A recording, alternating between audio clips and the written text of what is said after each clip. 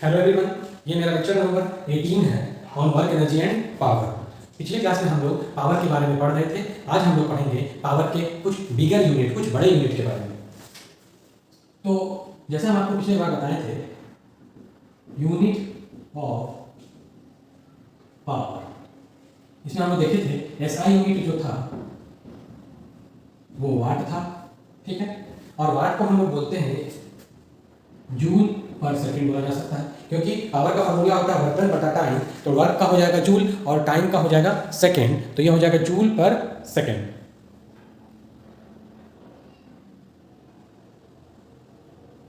चलिए आगे हम लोग देखते हैं। अब कुछ बिगर यूनिट के बारे में हम लोग इसमें देखेंगे। तो जो बड़ा यूनिट होता है वो किलो वाट में होगा, तो हम लोग लिख सकते हैं 1 किलो वाट बराबर 10⁻³ वाट। किलो को कन्वर्ट कर दिए 3 में, 10⁻³ में 1000 होता है। और अगर दूसरा लिखना चाहें 1 मेगावाट, तो मेगा के लिए लिखा जाता है 6। ये आप जो यूनिट का कन्वर्सन देख रहे हैं आप इसको याद रखेंगे। ये कहीं कहीं न्यूमेरिकल प्रॉब्लम में यूज होता है, उसको सॉल्व करने में हमें इसमें मदद लेनी पड़ती है। 1 मेगावाट इसका तो 10⁻6 वाट, ठीक है। नेक्स्ट हम लोग पढ़ते हैं इसका practical unit. The practical unit of power is horse power, इसको शॉर्ट में एचपी भी बोला जाता है।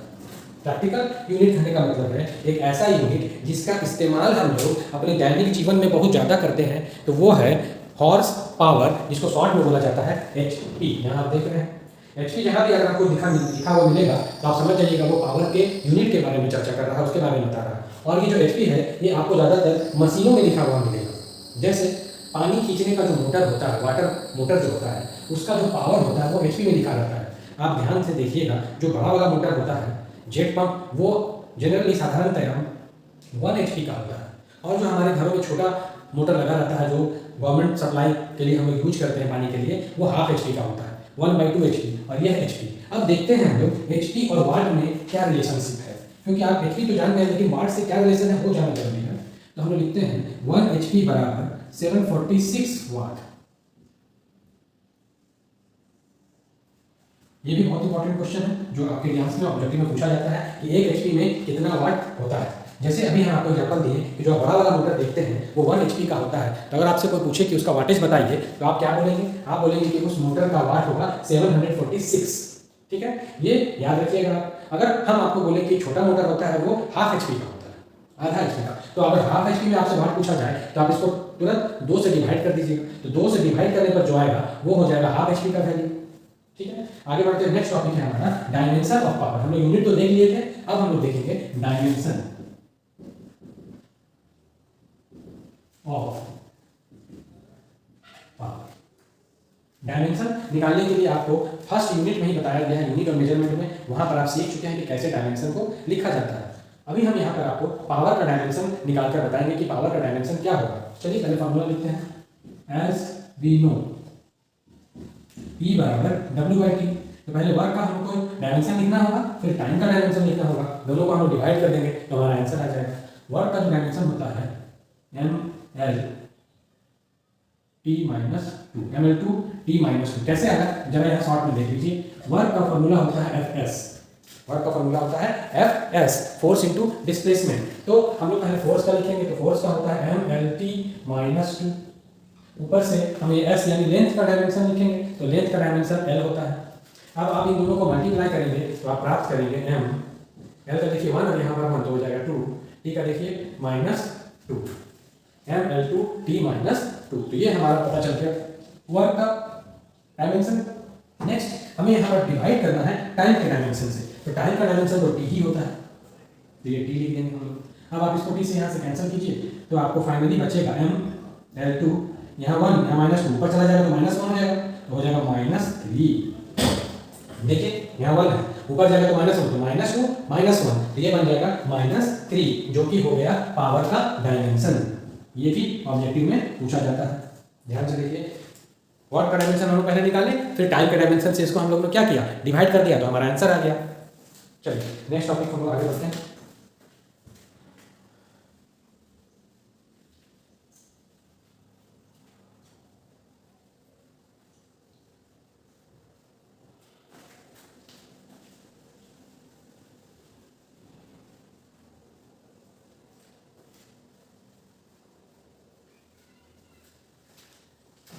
दूसरा हमारा टॉपिक है पावर और एनर्जी, पावर एंड एनर्जी। हम लोगों ने पहले इसके वीडियो लेक्चर में बहुत सारे चीज़ों के बीच रिलेशनशिप देखा है, आपको याद होगा। हम आपको बताए थे वर्क और एनर्जी। हम बताए थे कि हम लोग उतना ही वर्क कर सकते हैं जितना हमारे अंदर, हमारे शरीर में एनर्जी होगी। अगर हमारे शरीर में एनर्जी का लेवल कम है तो हम लोग कम वर्क करेंगे। ठीक इसके विपरीत अगर हमारे शरीर में एनर्जी का लेवल ज़्यादा है तो हम लोग ज़्यादा वर्किंग करेंगे। समझ रहे हैं? और इसी कारण से हम आपको बताए थे कि वर्क और एनर्जी इन दोनों फिजिकल क्वांटिटीज़ का जो यूनिट है वो सेम है, और वर्क और एनर्जी का जो यूनिट है वो है जूल। अब हम लोग यहाँ पर रिलेशनशिप फाइंड करेंगे, देखेंगे कि पावर और एनर्जी में क्या संबंध है। क्या हम इस फॉर्मूला को कुछ मिलाकर लिख सकते हैं, दोनों के फॉर्मूला को? आइए देखते हैं। हम लोग जानते हैं फॉर्मूला पावर का बराबर वर्क बटा में टाइम होता है। बट हम लोग ये भी जानते हैं, अभी हम आपको बताएं कि जो वर्क होगा वो किसके इक्वल होगा। बट वर्क जो है वो एनर्जी कंज्यूम और सप्लाई, जितना एनर्जी कंज्यूम हो या जितना एनर्जी सप्लाई हो वो वर्क के बराबर होगा। तो क्या हम वर्क के जगह पर एनर्जी को लिख सकते हैं? बिल्कुल लिख सकते हैं। तो अब हम क्या लिखेंगे? So we can write power बराबर एनर्जी बटा में, देखिए वर्क के जगह हम क्या पुट कर दिए? एनर्जी। अब हम इसको क्रॉस मल्टीप्लाई करके भी लिख सकते हैं। ऑल्सो एनर्जी बराबर पावर इनटू टाइम।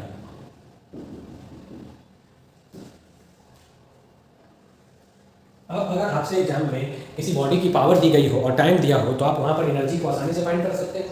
पावर और टाइम को मल्टीप्लाई करेंगे, एनर्जी फाइंड हो जाएगा। या अगर आपको क्वेश्चन में एनर्जी दिया गया है जूल में और टाइम दिया गया है तो आप पावर को फाइंड कर सकते हैं।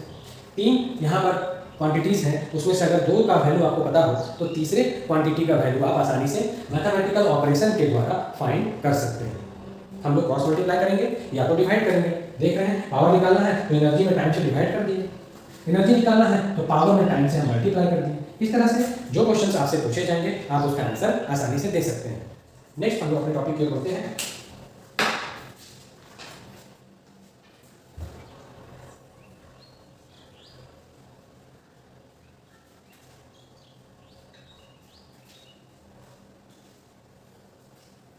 दूसरा हमारा टॉपिक है power in the terms of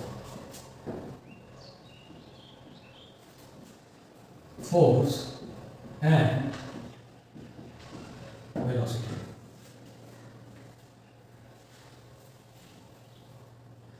power को हमको देखना है दो फिजिकल क्वांटिटीज के टर्म में, पहला है फोर्स और दूसरा है वेलोसिटी।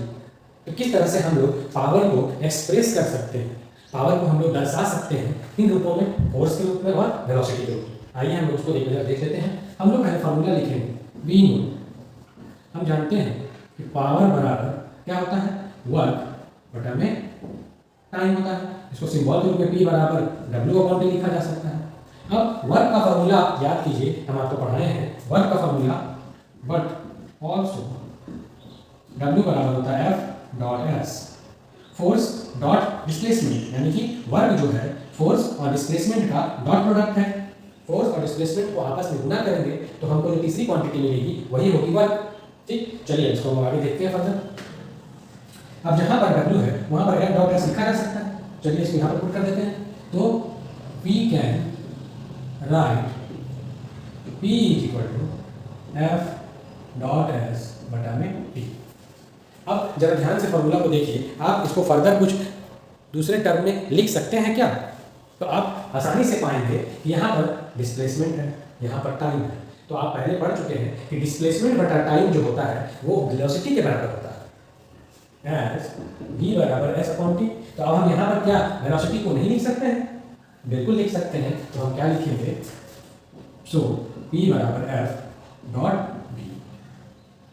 F.V कैसे आया देखिए, s/t जो यहाँ था उसकी जगह पर v लिखें, ये वाला f 10 का 10 बच गया, यहाँ पर आ गया। अब आप याद करें कि जब डॉट हट जाता है तो उसके जगह पर हम लोग किस ट्रिग्नोमेट्रिकल फंक्शन को ऐड करते हैं, तो आपको याद हो जाएगा। और p बराबर f cos थीटा लिखा जा सकता है। तो इसके बारे में डिस्कस हम लिख सकते हैं। Here v see that power is a dot product. देख रहे हैं आप, फॉर्मूला से आपको साफ साफ पता चल रहा है कि पावर क्या है, एक डॉट प्रोडक्ट है। किसका किसका, फोर्स का और वेलोसिटी का, ऑफ फोर्स एंड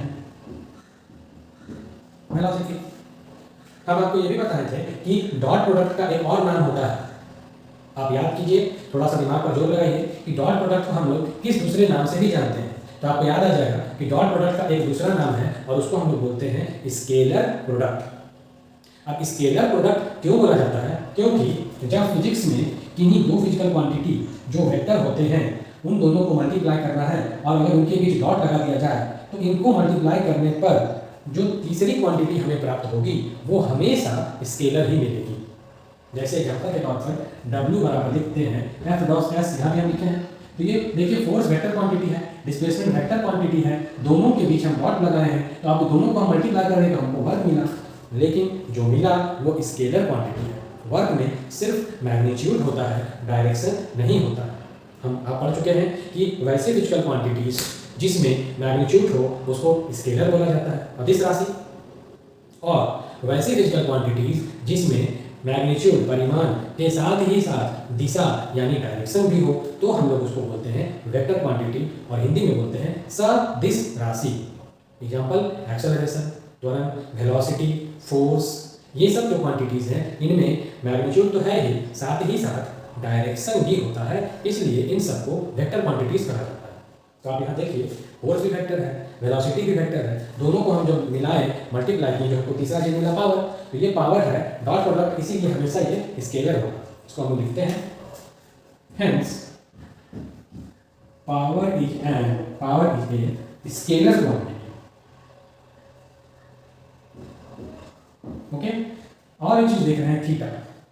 थीटा यानी एंगल, तो एंगल जरूर किन्हीं दो चीजों के बीच बन रहा होगा। जैसे यहाँ पे अगर हम इसको रिजॉल्व करें तो लिखेंगे एफ एस कॉस थीटा, तो यहाँ जो थीटा बनता है एंगल वो बनता है फोर्स और डिस्प्लेसमेंट के बीच। ठीक है, तो ठीक जैसे यहाँ पर थीटा एंगल बता रहा है फोर्स और डिस्प्लेसमेंट के बीच, उसी प्रकार यहाँ पर भी जो थीटा है ये एंगल बताएगा फोर्स और वेलोसिटी के बीच। उसको लिखते हैं हम लोग here theta is an angle between force and velocity. देखिए ध्यान से, हमें पता चल गया कि पावर एक vector quantity sorry scalar quantity है जो डॉट प्रोडक्ट से मिलकर बनी है, किससे किससे, फोर्स से और वेलोसिटी से। अब यहाँ जो एंगल है थीटा वो एंगल है किसके किसके बीच, फोर्स और वेलोसिटी के बीच। तो आज हम लोगों ने देखा पावर का जो यूनिट था, बिगर यूनिट सबसे पहले हम लोगों ने देखा किलोवाट, उसके बाद मेगावाट, हम लोगों ने उसको कन्वर्ट भी किया। फिर हम आपको बताएं प्रैक्टिकल यूनिट ऑफ पावर। तो प्रैक्टिकल यूनिट जो था पावर का वो था एचपी। एचपी का पूरा नाम है H for horse, P for power, short में इसको हम लोग बोलते हैं एचपी। और हम ये बताएं कि 1 एचपी जो होगा वो इसके बराबर होगा, तो वो बराबर होगा 746 वाट के बराबर। 1 एचपी इक्वल टू 746 वाट के बराबर। ओके, और इसके बाद हम लोग देखें पावर और एनर्जी में रिलेशनशिप। तो पावर बराबर एनर्जी बटा टाइम, तो एनर्जी बराबर पावर इनटू टाइम। इसके पहले देखें, और अभी हम लोग देख रहे थे power in the term of force and velocity. तो पावर का फॉर्मूला वर्क बटा टाइम लिखे, P बराबर W बटा T लिख सकते हैं। बट ऑल्सो हम लोग जानते हैं वर्क का फॉर्मूला F डॉट S होता है, तो जहाँ वर्क लिखा है वहाँ इसको पुट कर सकते हैं। देखिए यहाँ हम लोग इसको पुट कर दिए, टाइम आपका T हो गया। अब S यानी डिस्प्लेसमेंट बटा टाइम हम लोग जानते हैं वेलोसिटी के इक्वल होता है, तो अब हम लोग S बटा T की जगह V को पुट कर दिए। अब हम लोग डॉट को अगर हटाएंगे, रिजॉल्व करेंगे, तो उसकी जगह हम लोगों को ऐड करना पड़ता है ट्रिगोनोमेट्रिकल फंक्शन cos, साथ में थीटा है। तो हम लोग यहाँ पर क्या देखें कि पावर एक डॉट प्रोडक्ट है। फिगर में देखिए यहाँ पर लिखा हुआ इक्वेशन में पावर एक डॉट प्रोडक्ट है, किसका, फोर्स का और वेलोसिटी का। इसीलिए पावर एक स्केलर क्वांटिटी है, क्योंकि जो भी फिजिकल फिजिक्स में जो क्वांटिटी डॉट प्रोडक्ट से बनेगी वो हमेशा स्केलर क्वांटिटी होगी। साथ ही साथ थीटा के बारे में हम बताया आपको कि थीटा एक एंगल है बिटवीन फोर्स और वेलोसिटी के बीच। तो इस तरह से यहाँ पर पावर का जो भी हम लोग का कंसेप्ट था, पावर का जो हम लोग को थ्योरी जितना पढ़ना था वो समाप्त हो जाता है। अब हम लोग देखेंगे एक ऐसा बॉडी का मोशन जो वर्टिकल प्लेन में हो रहा है और सर्कुलर है। एक बॉडी सर्कुलर पाथ में घूम रहा है, लेकिन वो जो है वर्टिकल है। वर्टिकल तीन तरह के डायरेक्शन हम आपको बताए थे। एक डायरेक्शन है, देखिए फिजिक्स में तीन तरह का डायरेक्शन होता है। एक है ये डायरेक्शन, इसको बोलते हैं हम लोग हॉरिजॉन्टल दूसरा ये डायरेक्शन, इसको बोला जाता है वर्टिकल, और एक डायरेक्शन हम आपको बताए थे ये, इसका नाम है इंक्लाइन। तो ये तीन डायरेक्शन आप देख रहे हैं। अब हम लोग अभी जो देखने जा रहे हैं नेक्स्ट टॉपिक, उसका जो मोशन हो रहा है बॉडी का वो वर्टिकल में हो रहा है, यानी वो किस तरह से मोशन करेगा। चलिए इसको देखते हैं।